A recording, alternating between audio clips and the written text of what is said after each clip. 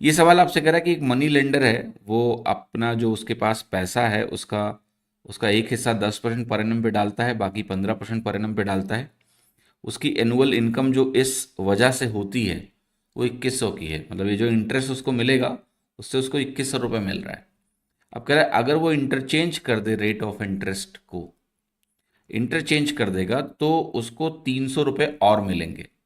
तो अमाउंट जो 15% उसको दे रहा है, ये बताना है वो कितना अमाउंट था।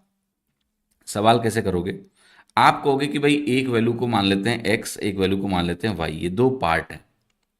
अब पहला चीज़ है कि भाई मैं पहले को 10% पे डाल रहा हूँ, तो 10% एक्स का हुआ, यहाँ 15% वाई का हुआ, और ये वैल्यू हमारी 2100 के बराबर है।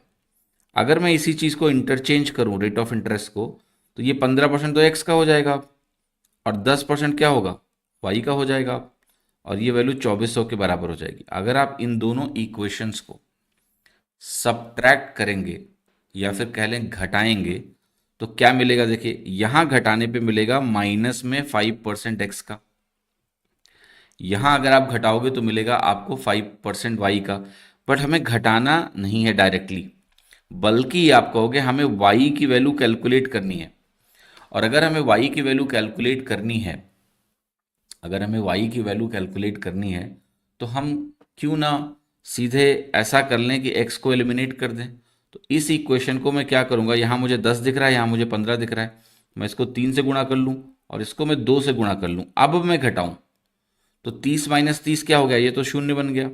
यहाँ बनेगा 45, यहाँ बनेगा आपका 10 दूना 20, घटाओगे तो ये मिलेगा 25% ऑफ वाई, और ये वैल्यू आपकी होगी 21 × 3 = 6300 माइनस 4800, तो ये वैल्यू आपकी आ गई 1500।